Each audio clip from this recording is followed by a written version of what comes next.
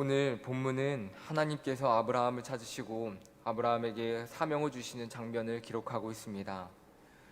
오늘 본문을 통해 우리는 두 가지 교훈을 깨닫게 됩니다. 첫 번째로 하나님은 아무 자격 없는 우리를 찾아오시는 분이다라고 하는 것입니다. 노아를 선택하시고 구원의 은혜를 베푸신 하나님께서 바벨 탑을 쌓으며 하나님을 대적하고 또 뿔뿔이 흩어져 버린 인류 속에서 한 사람을 선택하십니다. 그 사람은 바로 아브라함이라고 하는 사람이었습니다. 성경은 하나님께서 선택하신 노아를 설명할 때에 그는 하나님과 동행하며 의인이었고 완전한 자였다고 설명하고 있습니다. 즉 노아는 하나님께서 보시기에 참으로 훌륭한 사람, 믿음의 사람이었다는 것입니다. 이러한 노아를 선택하신 것은 어찌 보면 매우 당연한 것처럼 여겨집니다. 그런데 하나님께서 선택하신 또 다른 사람 아브라함에게는 이러한 설명이 붙어있지 않습니다. 그렇다면 아브라함은 어떠한 사람이었는가? 먼저 그의 아버지 데라에 대해서 여호수아 24장 2절에 이와 같이 기록이 되어 있습니다. 여호수아 24장 2절을 보면 여호수아가 모든 백성에게 이르되 이스라엘의 하나님 여호와께서 이같이 말씀하시기를 옛적에 너희의 조상들 곧 아브라함의 아버지 나홀의 아버지 데라가 강 저쪽에 거주하여 다른 신들을 섬겼으나, 아브라함의 아버지 데라는 우상을 섬기는 자였다고 여호수아는 이야기를 해주고 있습니다. 데라의 고향이라고 설명되어 있는 갈대아 우르는 메소포타미아 지역 근처로 우상 숭배가 극심하게 이루어지던 지역이었습니다.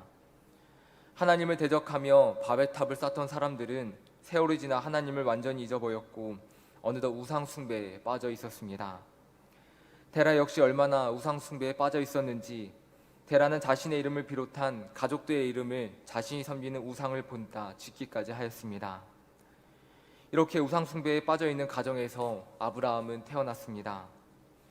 아브라함은 어렸을 적부터 항상 우상을 숭배하는 모습을 보며 자라왔을 것입니다. 성인이 된 이후에도 그는 우상의 영향에서 자유롭지 못했을 것입니다. 가족 전체가 우상 숭배에 빠져 있는 상황에서 아브라함에게는 스스로 하나님을 알거나 믿을 수 있는 여지가 별로 없었습니다.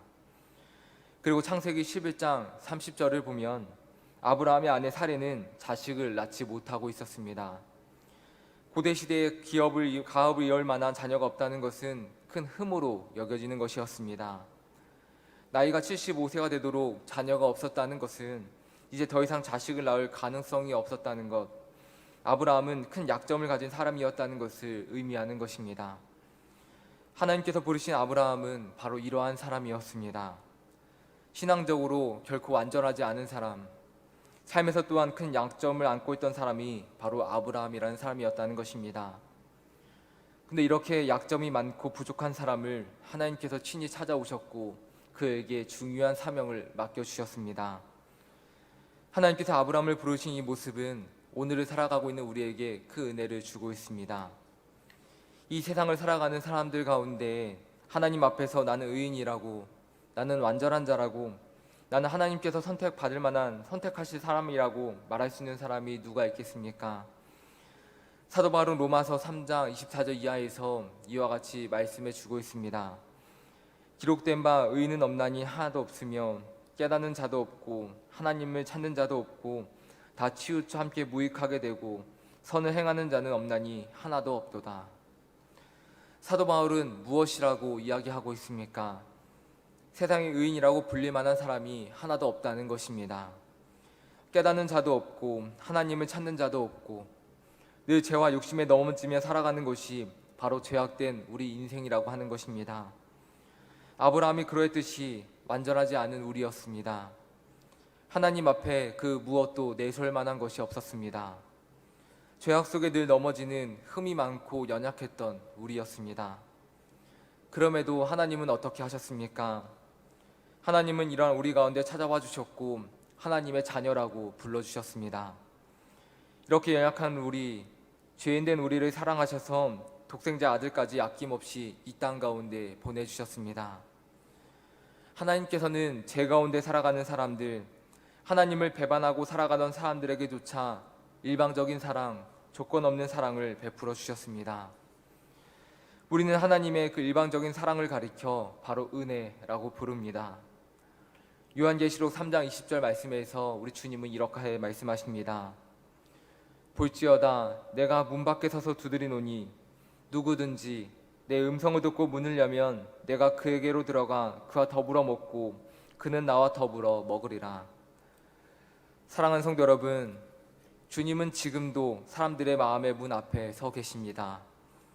누구든지 내 음성을 듣고 문을 열기만 하면 그가 과거에 어떠한 삶을 살았던 사람이든지 또한 그가 어떠한 약점을 가진 사람이든지 주님은 그 사람의 마음에 들어가 그와 함께 더불어 먹고 또 그 또한 나와 함께 더불어 먹을 것이라고 말씀하여 주고 계십니다.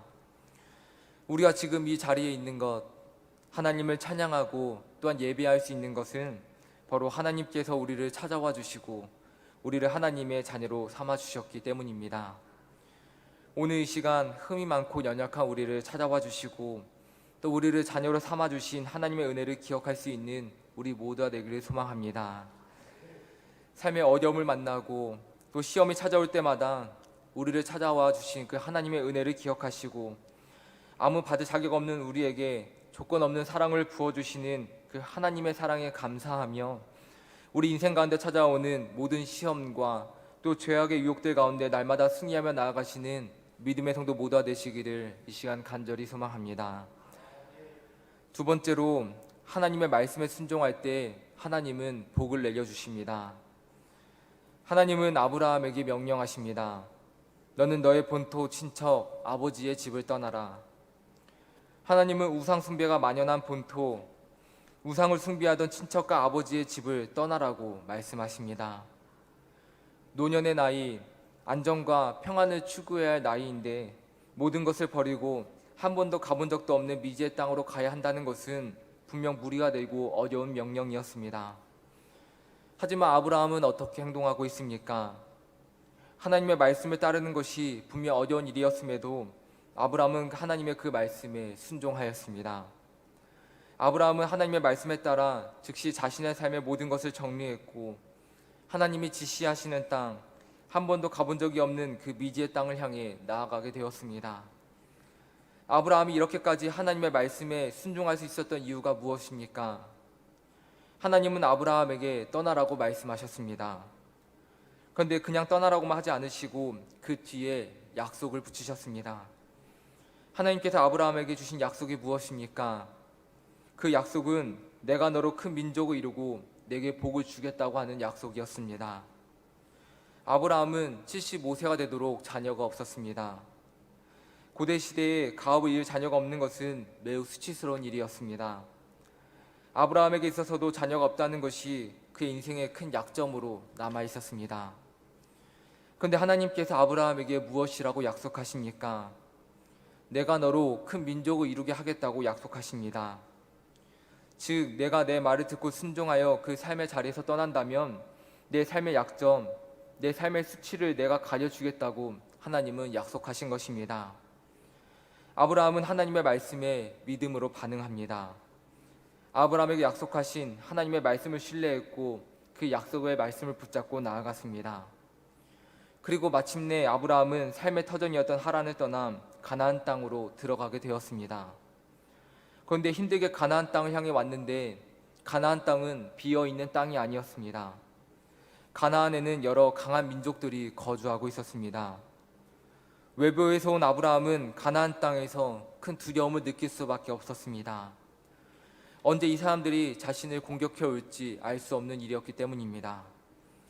그때 두려워하는 아브라함에게 하나님은 다시금 나타나셨고 또 말씀하십니다. 본문 7절의 말씀입니다.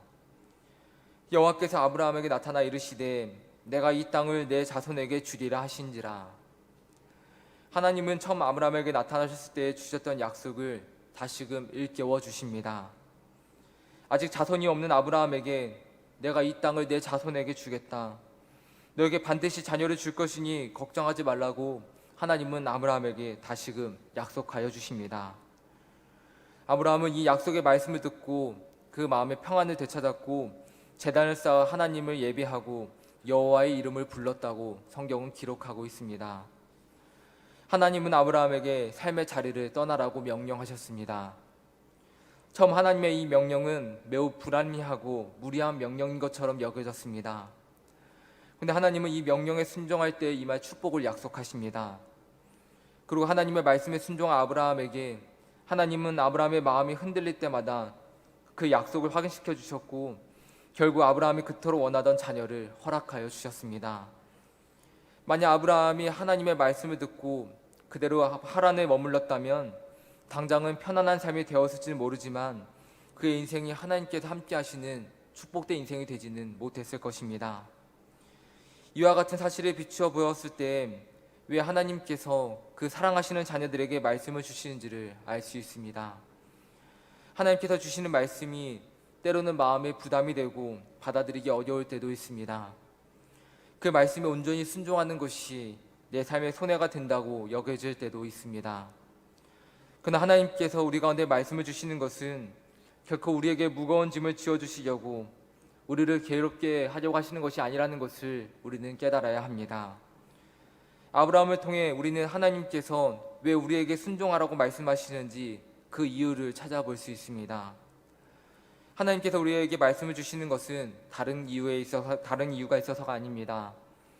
바로 자녀된 우리에게 복을 주시기 위하여, 우리로 하여금 헛된 인생이 아닌 축복된 인생을 살아가게 하기 위하여 하나님은 우리에게 말씀하시고 그 말씀에 온전히 따를 것을 요구하고 계시는 것입니다. 출애굽기에서 하나님은 이와 같이 말씀하셨습니다. 출애굽기 15장 26절의 말씀입니다.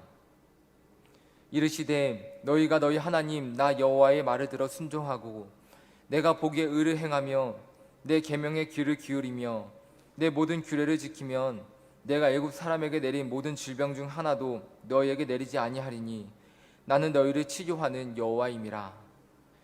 출애굽기 19장 5절의 말씀입니다. 세계가 다 내게 속하였나니 너희가 내 말을 잘 듣고 내 언약을 지키면 너희는 모든 민족 중에서 내 소유가 되겠고, 하나님은 하나님의 말씀을 듣고 순종하는 자들에게 축복을 약속하십니다. 이제 우리가 해야 할 것은 우리 가운데 말씀하시는 하나님을 신뢰하는 것입니다. 하나님께서 우리 가운데 약속하시는 그 축복의 말씀을 붙잡고 흔들림 없이 나아가는 것입니다. 하나님의 말씀을 붙잡고 순종하는 이들을 하나님은 반드시 도와주십니다. 하나님은 아브라함이 그 믿음이 흔들릴 때마다 찾아와 주셨고 그 가운데 말씀하여 주셨습니다. 오늘 우리 가운데에도 하나님은 이러한 은혜를 더하여 주실 줄로 믿습니다. 어둡고 악한 세상을 우리가 살아가면 때로 하나님의 말씀대로 살아가는 것이 힘이 들 때도 있습니다. 그 믿음이 흔들릴 때도 있습니다. 그러나 그럼에도 하나님을 신뢰하고 하나님의 말씀을 붙잡으며 순종하는 아브라함에게 그러하셨듯이 하나님은 그 삶을 붙잡아 주시고 축복하여 주실 것입니다. 날마다 하나님의 이름을 부르고 찬양하며 하나님이 우리 가운데 주시는 그 말씀에 귀를 기울이시고 그 말씀에 순종하며 나아가시는 우리 믿음의 성도 모두가 되시기를 간절히 소망합니다. 하나님의 말씀을 붙잡고 나아감으로 우리의 인생이 하나님께서 축복하여 주시는 복된 인생들이 되시기를 소망합니다. 믿음으로 순종하며 나아가는 우리의 삶을 하나님은 기억하시고 우리의 수치와 약점을 덮어주실 것입니다. 우리의 믿음과 삶을 통하여 축복이 흘러 넘치도록 만들어 주실 것입니다.